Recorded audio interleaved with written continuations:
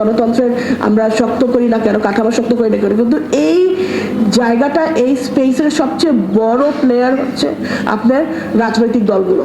এখন রাজনৈতিক দলগুলোর যদি সংস্কারগুলো ঠিকভাবে না হয় তাহলে সেই জিনিসগুলোতে আমরা কোনোভাবে সেটাতে আগাতে পারবো না। এখন অনেক কিছুই হওয়া দরকার, আরপিও থ্রুতে খুব কম জিনিসই করা যাবে, কিন্তু যে কয়েকটা জিনিস আছে বলা আছে সেই সমস্ত সংস্কারগুলো যেন রাজনৈতিক দল মানে সেই সংস্কার যেন হয়। এখন এগুলোর জন্য রাজনৈতিক দলের দরকার নেই, এগুলো ইলেকশন কমিশন আরপিওর মাধ্যমে ওই কিছু সংস্কার করলেই অনেক বড় পদক্ষেপ নেওয়া হবে। যেমন ডক্টর মদিউল বললেন যে আগে তো ছিল যে আপনার অ্যাটলিস্ট 3 বছরের মেম্বার হওয়া লাগবে আপনি মনোনয়ন পাওয়ার জন্য। একটা রাজনৈতিক দলের সাথে আপনি 3 বছর অ্যাটলিস্ট আপনার রেজিস্টার্ড মেম্বার হওয়া লাগবে মনোনয়ন পাওয়ার জন্য। তা না হলে তো উড়ে এসে জুড়ে বসে টাকা দিয়ে মনোনয়ন বাণিজ্য, আপনি টাকা দিয়ে আপনি মনোনয়ন কিনছেন।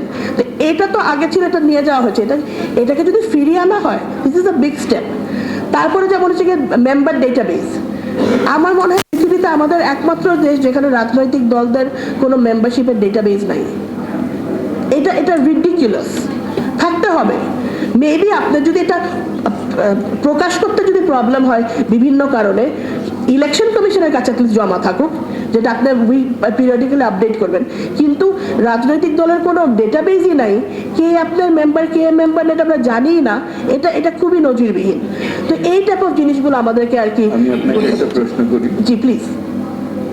ডেটাবেস থাকবে, জি, গণতন্ত্র থাকবে না, তারপরে সরকারি দল এসে তাদের সকলকে জেলে নিয়ে যাবে না তো?